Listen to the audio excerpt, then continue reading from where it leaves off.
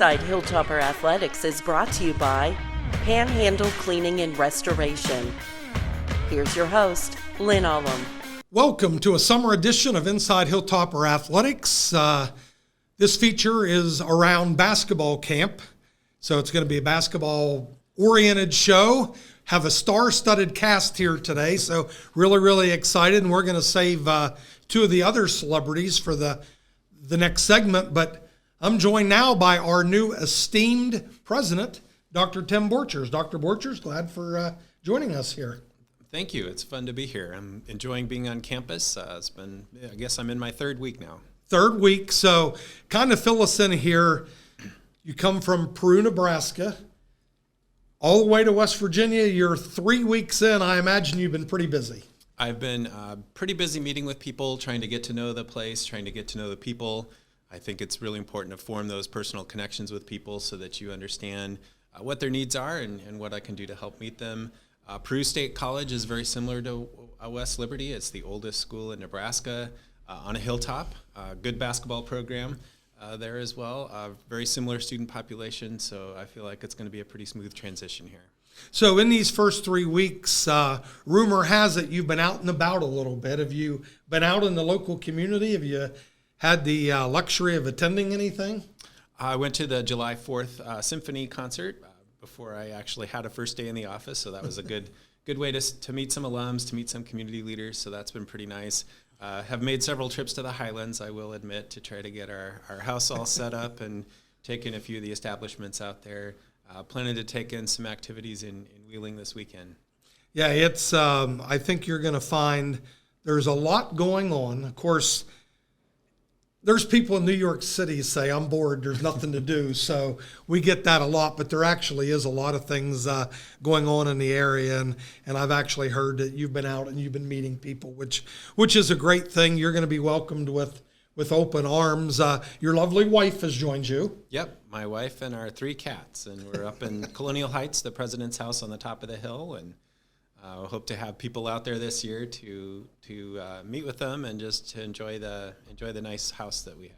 Well, Dr. Borchers must be in pretty good shape because I offered to come up and help move. I offered to bring people to come up and move, and he said, no, I got it. So we would have gladly helped, but it's nice that you're self-sufficient.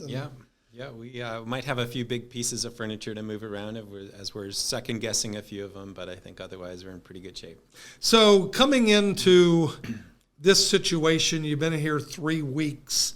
Any initial plans, anything that, other than maybe getting to meet people, or is that kind of the agenda here? That's kind of the agenda right now, just to try to meet people, to try to create a list of needs, to create a list of priorities that we need to pursue this year.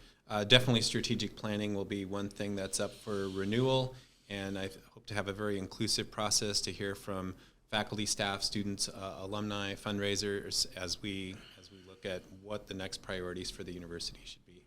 Well, the good thing, it's not long. It's today is July 18th. We'll be playing athletic events here within a month. Yeah. As the teams come back to school. This has been a segment of maybe 3 consecutive week of camps. What's your feelings on camps at institutions? Well, it's really fun to have high school students on campus or even younger for the camps. We have basketball camps, obviously, and volleyball camp, but we also have a band camp this year. So 6:30 in the morning, I'm hearing the drums outside of our windows waking us up, but it's fun to have that energy. Sometimes campuses get a little dry over the summer when with not a lot of students around. So it'd be great to have the students start moving in and getting the sports going and all the other activities of the year. I can remember those days of band camp because where our current track is, that used to be faculty housing. So I actually lived down there for several years. And I can remember those days. Band camp starts at 8 in the morning. And actually, when I came to work today, it took me forever to get to the ASRC because they were marching in front of me.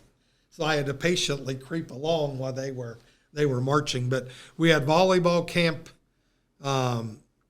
women's basketball camp, men's basketball camp, and now band camp. So I do think it's great to get these people on campus and things. So let's ask you some tough questions. Favorite sport?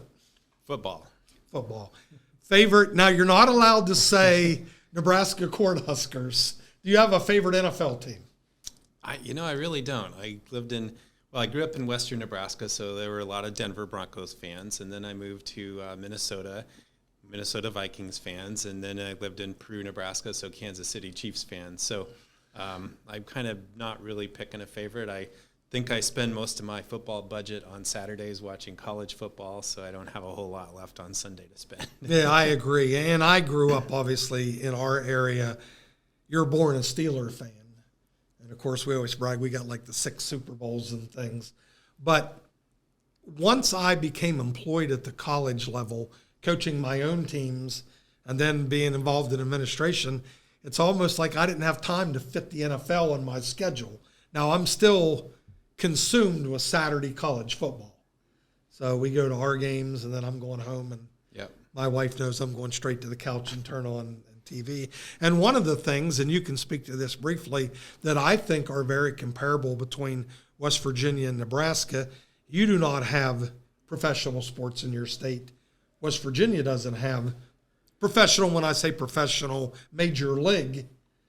So we either borrow teams or you're just consumed with whether it's your state flagship institution. Would you agree with that? Yeah, I would agree. And Nebraska football is huge in the state, but also Creighton basketball and Husker volleyball is probably if you'd ask people right now, the biggest sport in the state is probably Nebraska volleyball. They're going to actually play a volleyball game in Memorial Stadium at the end of August to 90,000 people. So they're hoping to break the all-time world record for most people to watch a women's sport. So Husker volleyball is just as big as anything. That's pretty cool. And volleyball has continued to grow. It's becoming, I don't want to say it's not a mainstream sport, because in the United States everybody thinks basketball, baseball, football, but volleyball at the collegiate level and the high school level has just exploded. It is, and it's exciting to watch. Oh, it is. Yeah. And to put a plug in for our own volleyball team, our program is on the rise, and I'm excited to see them going here. And I think you're going to be a little surprised. We get pretty good crowds for women's volleyball here. Good. Yeah, I'm looking forward to the first games and the last games and the cold football games and the fun basketball games. Well, we got lucky last year. Homecoming, which due to a quirk in the schedule, we did late in October. It was like 85 degrees that day. It was unbelievable if you could script the weather that you want for homecoming. But it can get cold here in November, so be prepared for that. And we'll make sure we get you some Hilltopper gear to take it to the next level and protect you from the elements. But we are just thrilled to have you here. It's been great working with you here in the short term. And Hilltopper Nation, if they could reach out and talk back to us, I'm sure they would be welcoming you as well. But we're just thrilled, and hopefully you can get out and attend sporting events and be part of Hilltopper Nation. And let's not make this our last podcast. No, and I can't wait to meet the alums and get them engaged with the university and show off all the good things that we're doing. Well, speaking of alums, after we take a quick break, we're going to come back with 2 legendary men's basketball players. So right now we're going to take a break, and we'll be back shortly. The Panhandle Difference. We were very fortunate to have worked with Panhandle Cleaning and Restoration. The team that we worked with was extremely professional. They were flexible and very receptive to our needs during that difficult time. And it gave us the opportunity to open very quickly and get our casino up and running for our customers. With Panhandle Cleaning and Restoration, and we're gonna save you.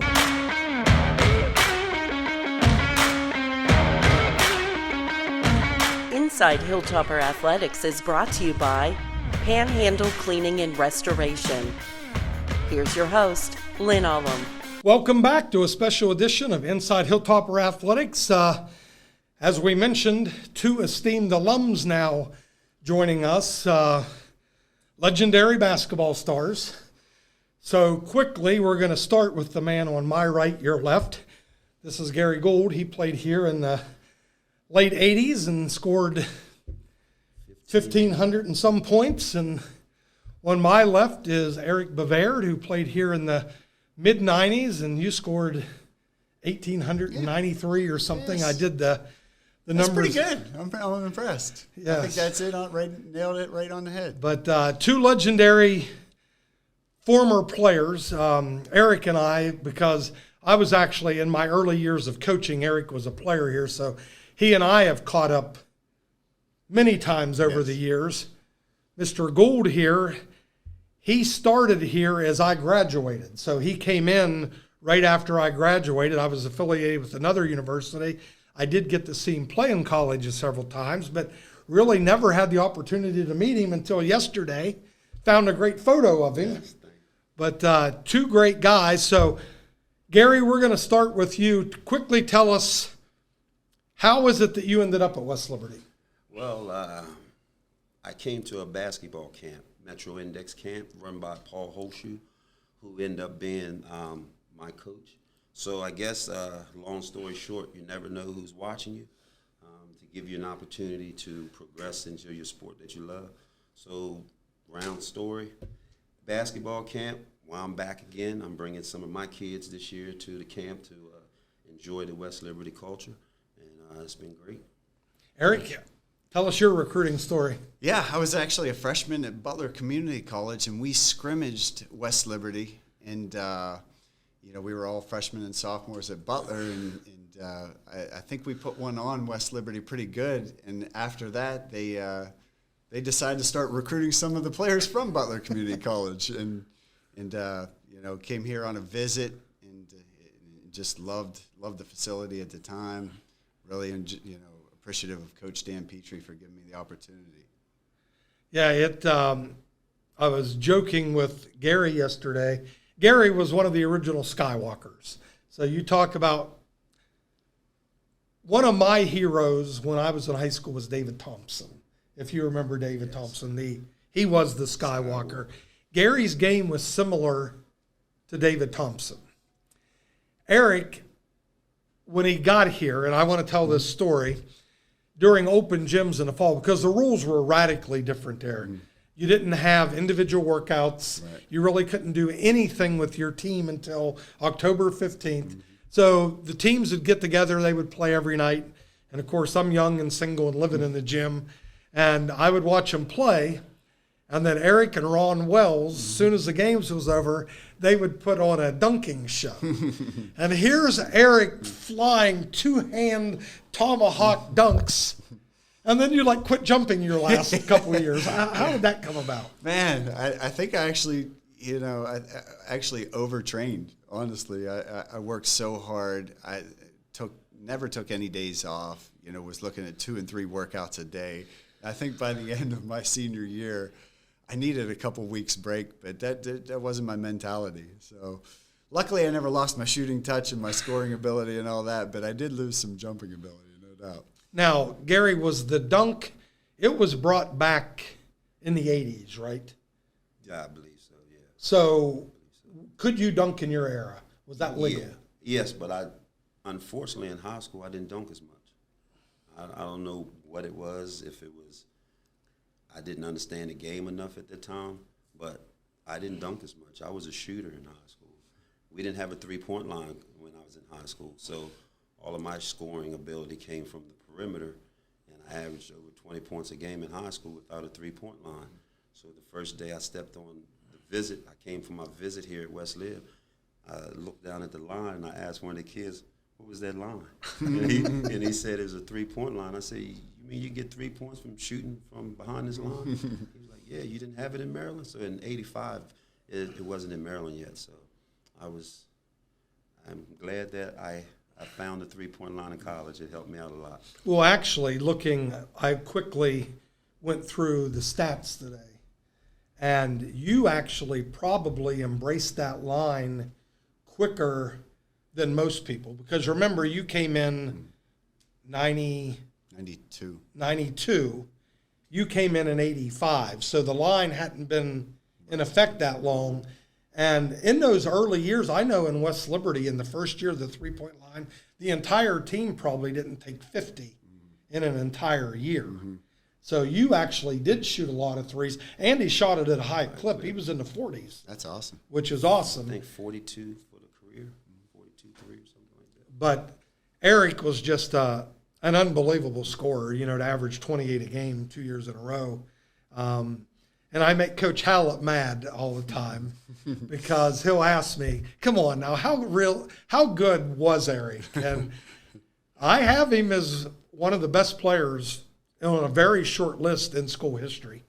And Eric's known he was a great, great shooter as well. But you had one of the quickest first steps I've ever seen. Yeah. I joke with my team at Chaminade now, and I tell them that, coming from Brockway, Pennsylvania, there was no internet and so forth. So I developed this, what we call plyometrics now, in my basement. And I thought I was getting an advantage on everybody. I thought, man, I got this new system where I'm going to create these jumping and I'm going to be faster and quicker than everybody. And then I got to college and realized, well, everybody's doing this. So, just a credit to hard work to be able to get to that level and opportunity in the right place at the right time. If anybody out there is watching from Gary's era, we don't have any film. So if anybody out there possibly has film, know of someone that has film, we would love to get it. We'll pay for the copies of it. But I was the SID here for years, and we just do not have film from your area. Well, enough about the past. Let's talk about the present. Gary, we'll start with you. Kind of tell us the direction your life took after West Liberty. Well, after I left West Lib, I played in a couple of little leagues, nothing major really. Then I got into coaching. I wanted to give back to the young folk what I was taught growing up, at the passion that it takes, the discipline.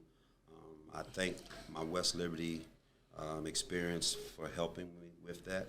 So now I coach at a private school, Catholic school in Talbot County, which is Eastern Maryland, St. Peter and Paul High School. Been there for 7 years. I have a couple good players that's, hopefully I can tutor and mentor them to get to the next level. The school's great. I have great kids, great fan support. And basketball is really all I know, so this is all I do all day long. I brought 10 kids to the camp this year just to give them the experience to see West Liberty's exciting basketball team. Actually, quick off the stride, last season we went to the championship game and we mirrored pretty much everything West Lib did last year. We tried to play at the same pace. We watched film on West Lib to understand some of the little nuances that they was doing. And our fate ended up the same as West Liberty's. We lost in the championship game. So, we was happy that we had that opportunity. And I owe a lot to, the people before me who taught me what I know. Well, that's great. Okay, Eric, fill us. I obviously know. But fill in people that may not have been able to follow you. After graduating from West Liberty, had the opportunity to played professionally in Europe and Australia for a while, but had a season-ending ACL injury in Australia, and decided just to move to Myrtle Beach with old college friends from West Liberty, and fortunate to get a head coaching job right off the bat.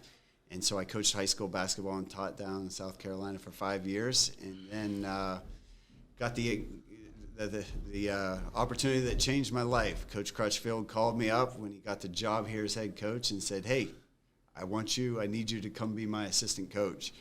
And so from there, just embraced that opportunity. Always wanted to get into the college level, and fortunately, working under him, I learned an incredible amount. Learned basketball in a different way, and everybody knows that he's a legend here. He's a legend in the state, legend in the nation now. And so the success that he had and that we had over that 7-year period allowed me an opportunity to get the head coaching job at Chaminade University in Hawaii. And I've been there for 12 years, going into year number 13. Live a block off of Waikiki Beach, and my kids live a different life than I live, that's for sure. But incredibly fortunate just to, West Lib has given me so much in life, and I'm so grateful to come to school here and return as a coach. And it's so fun coming back you know, to camp here and bringing my kids here. And they're like, "Oh, Dad, this is where you played?" I said, "Well, this is where, it wasn't this gym, but this is where I played, and this is where I went to school." So many great memories. Just awesome coming back here. I look forward to it every year. Well, we were catching up earlier. Gary played in what was then Bartell Fieldhouse, which was built in '82, and that was state of the art. At the time. Yeah, that was big time at the time. Eric got recruited to play in Bartell, and then his senior year, engineers come in and shut the building down. And I can remember, I'm coaching the women's team. We're on the road. We had scored 103 games in a row. Yeah. We were absolutely on a roll. And my boss, Jim Watson, called me and said, "Hey, got some bad news for you. They condemned the gym today. We're moving into Blatnick Hall." So we moved in there. So Eric had to finish his career in Blatnick. But how funny is it? We're still utilizing that for camp. It's great. Awesome. It's great. So both of you. I'm still sweating up there. Yes. I just had a session up there, and I sweat a lot in 1995 up there, and back up there sweating again today. And actually, it's a pleasurable sweat. It sounds the same. Yes. Every time the ball hits, Yeah. it's like, wow. Well, Coach Huffman always says every gym has a unique smell. Yeah. So he said you could blindfold him and take him, and he would know as soon as you walked in Blatnick, this is Blatnick. For sure. It's a smell of pleasure for me. A lot of great memories. And fortunately, they did a great job of making the gym really nice. And it was a home court advantage for us. A small gym like that was super loud, great fan support, a pretty exciting team. And it was fun times for sure. Okay, do you have a specific memory, a game, something about when you played? And you'd be thinking of the same thing. All of my games, now that I sit back and reminisce and think about it, I thought I was an offensive guy, you know. But then I sit back and look at some of the numbers. I played defense, and I found that's the most important part of the game of basketball to me. You know, being able to stop the other team from doing what they want to do. But I think there's one game we played against Waynesburg, and they had a All-American, Darren Walls. And we played them here. And I think I have a couple pictures where I blocked his shot a couple times on the glass. But just playing against those All-Americans at the time, I outdueled them every time. I outplayed every All-American I played against. I took it personal. And I think that was the beginning of my toughness, you know, not backing down and trying to be better than your opponent. I think that really formed me into who I became later into life in basketball. But just all of the games, honestly, I just love the atmosphere or the feeling of putting on the West Lib jersey at that time. You know, it meant something different to me at that time, but seeing how West Lib has evolved to what it is now, I really think that, you know, it meant a lot, you know, because West Lib now is a great place for basketball, and especially I followed this man as I was going through. He was ahead of me in the scoring, and I always wondered, how is this guy scoring so many points every year like this? I mean, these guys, ever since I've come in, 2,000 points seem like it's easy to come by. And it's just amazing that, you know, to be able to see these guys now and talk to them, and then just have a feeling that they knew me, you know, that they knew my name. You know, so West Lib is a big family to me, and I like, you know, so that's why I bring kids back. Well, I appreciate that. And I'd be remiss, we talked about those great Waynesburg teams of the 80. My first coaching mentor was Rudy Marisa, who just passed away this summer. So feel really bad about that because he was Coach Crutchfield before Coach Crutchfield. You know, what he did with Waynesburg. Yeah. And they played a unique style. So, Eric, what about you? Couple memories.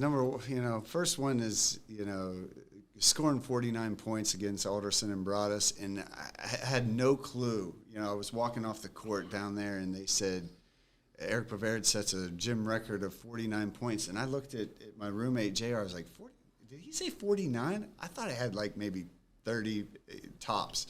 And so that was crazy, you know, and getting the win along with that. But the top memory would be beating Salem. I think they were Salem Takeo at the time. I know they're a different name now, but they were number 2 in the country. they were really, really good, and we got them on our home court, and we just took it to them. You know, all 5 guys out there on the court were just playing like madmen, just playing awesome, and we knocked off the number 2 team in the country, and that was probably the most exciting memory. Yeah, some loaded Salem teams. Yeah. Now, was Mike Carey coaching Yes. Salem at that time? Yes. So Coach Carey, a legend Yeah. in his own right. Here's an unusual question for both of you. Would you prefer to play in today's game? Obviously, less post players, Yes. more spacing. So you go first. Yes, I would love to play in this game. If I think I was a little bit before my time, as far as the stuff that I was able to do. It didn't translate back then, but I believe right now, I would love to be a part of this, the running, the transition of it, and the threes, and the way they attack the rim. I would love that. And I think my high flying ability would have really been a real part of this up and down thing. You got more dunks, for sure. Way more dunks. You got more dunks. Yes. No doubt. I mean, especially the way West Liberty plays.